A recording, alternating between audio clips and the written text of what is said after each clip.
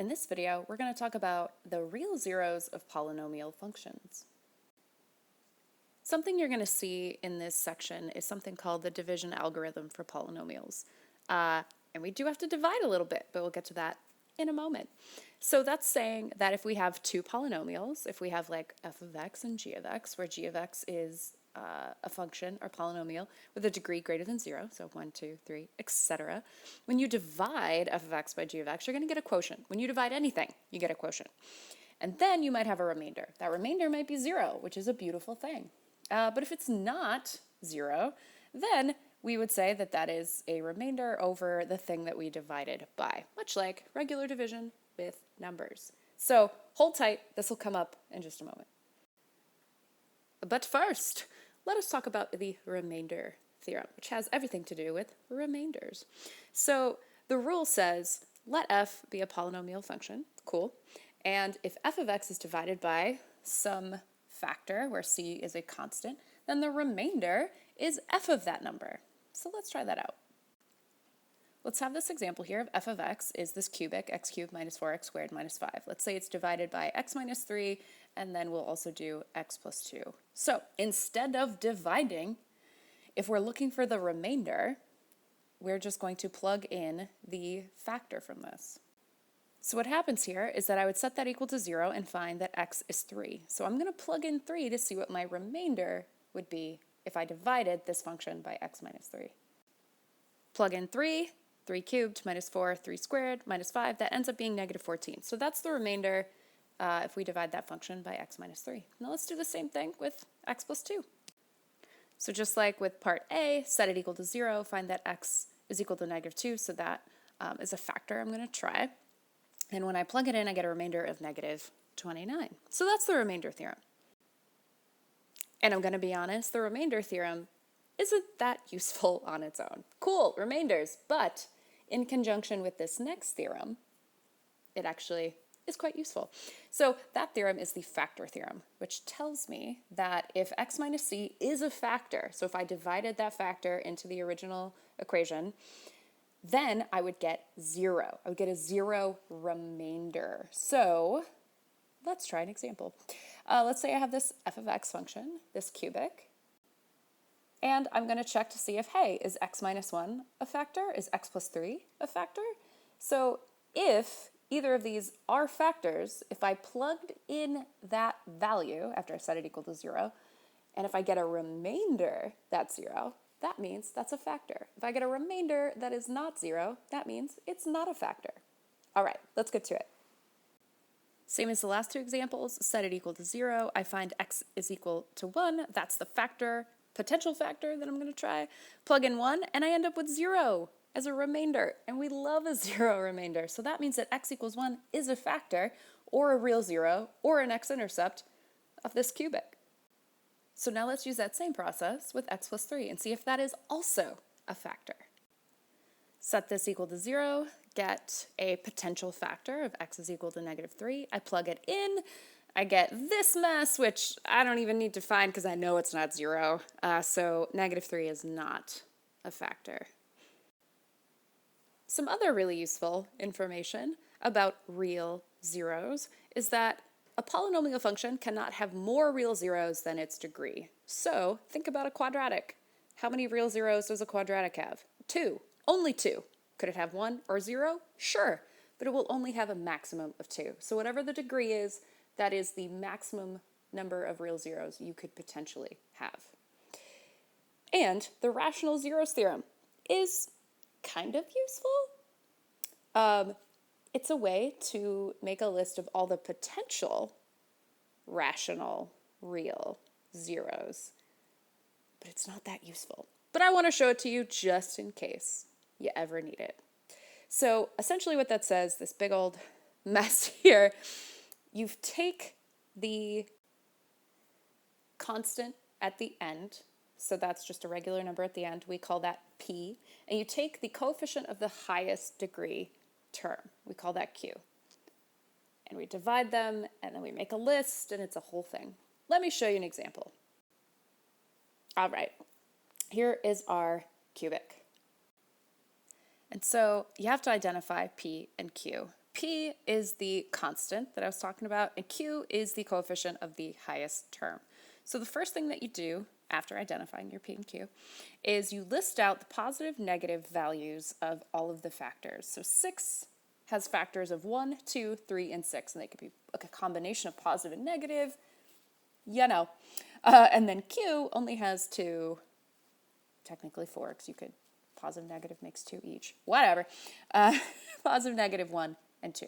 Now, you divide every P value by every Q value.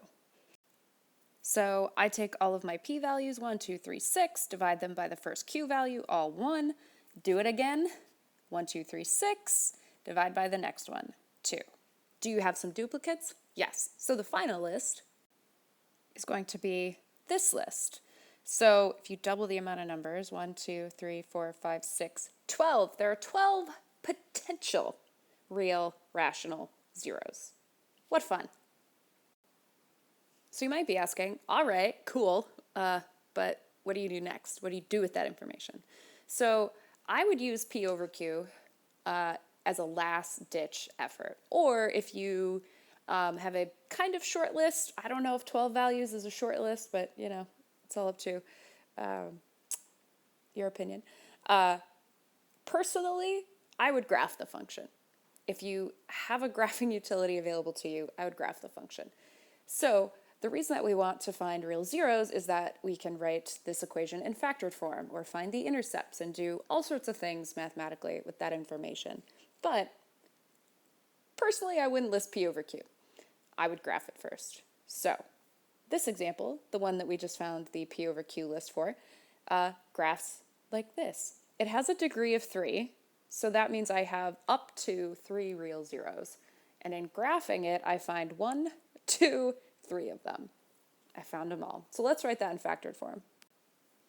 So I have my zeros, -6, -1/2, +1, and I happen to know that they all have a multiplicity of 1 because they cross through the x-axis, as well as the degree is 3. There's 3 zeros, so they get 1 multiplicity each. So throwing that into factored form, we change all the signs, x plus 6, x plus 1/2, x minus 1. This is not wrong, it's just not a favorite way to format amongst mathematicians. Only because there's a 1/2 in our factored form. So in order to turn that into whole numbers, because fractions and decimals are not the favored format, we would just multiply everything by 2, so 2x plus 1. Plus that 2x times x give us that 2x cubed. Otherwise, everything would be halved if you used it this way, but they would be equivalent. All right, one last example here. Let's find the real zeros of this x to the 5th function with all those cool terms, and let's write f in factored form. So I could write a list, P over Q, do that whole thing, or not. My preferred way to do this is to graph it first and see what real zeros I can find that way, and then do a little synthetic division.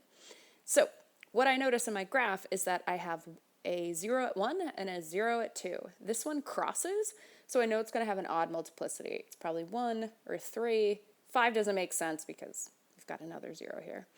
And now we have x is equal to 2, and this bounces. So that tells me that it is a even multiplicity. So 2 or 4. 6 obviously doesn't make sense for the same reason that 5 didn't make sense here.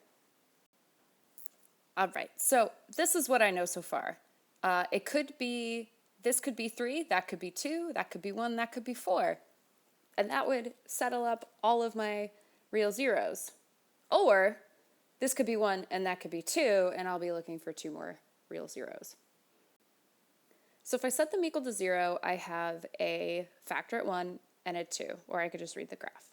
So let me set up my synthetic division. All right, if you haven't seen synthetic division before, it's like long division, but instead of using all the terms like x to the 5th, x to the 4th, yada, yada, yada, I use the coefficients or the numbers in front of each term in order. So those numbers go under a division house. You may have seen it where the line like kind of makes an L. Doesn't matter. Gets the job done either way. This is how I prefer it, but you do you. So I look at every coefficient. So that's 1, put that down there. -5, 12, -24, 32, and -16. Please pay attention to the powers that you have. So mine goes from 5, 4, 3, 2, 1, and 0. I didn't skip an x, I didn't skip a power, but if you do, so for example, if there wasn't this, I don't know, this x to the third term and it just went from the fourth to the second, you'd put a 0 where that term would be. So if that didn't exist, there would be a 0 instead of a 12. So keep that in mind. All right. When we divide, I put the factor first. So you don't put the -1, you put the actual factor. So if 1 is a real 0, that's what I put out here. So before we even start this, let me explain to you why we're dividing. So I have 2 of the factors. It could be all of them. They could repeat a couple of times. But what I really want to do is find the other factor. So when you divide, remember you have a remainder. And if these are, a power of 1 and a power of 2, then that means that I'm looking for an x squared of some kind. So if I divide down 1 and then probably 2 2's, I'll have a function left over that has an x squared in it. And I can try to factor it, see if it's factorable, all that good stuff. So when I divide, I'm trying to see what factors are left over. All right, enough explaining. Let's do the thing. So first step, once you've got all your numbers here and here, I draw a line like this, and you bring down that first number. So my first number is 1, I bring it down. Now, in order to fill in the next spot, you do this number times this number. So 1 times 1 is 1. -5 plus 1, -4. Now I do 1 times this new number, so that's -4. Put that there. That's a negative. 12 minus 4, that's 8. So 1 times 8 is 8. -24 plus 8 is -16. -16 times 1 is -16. 32 minus 16 is +16. 1 times 16 is +16. -16 plus +16 is 0. I always put a box around it because usually that's our remainder. And when it's 0, remember, that's a factor. So let's write this out. So if these numbers represent the coefficients of all of these terms, these numbers in blue represent all the coefficients in the equation that's left over when I divide by x minus 1, because that's really what we're dividing by. So that makes x to the 4th minus 4x cubed plus 8x squared minus 16x plus 16.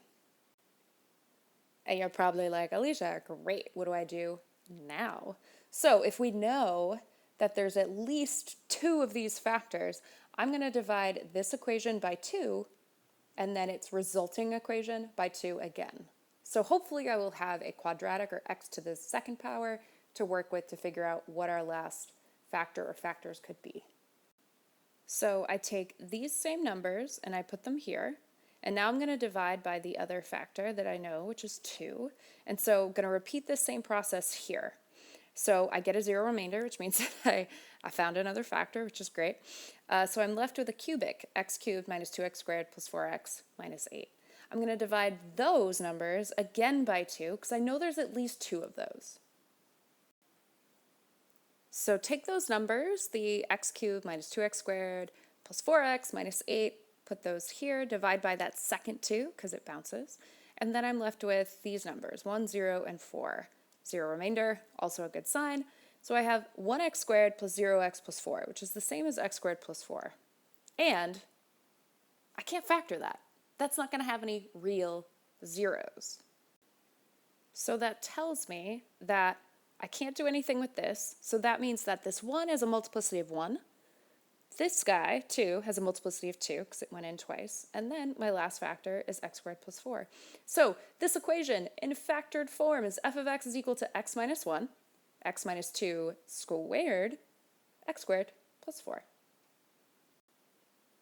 And once again, if you're a summary kind of person, you could take a screenshot of this or skip over it entirely. And that's going to do it for this video. Thank you so much for watching.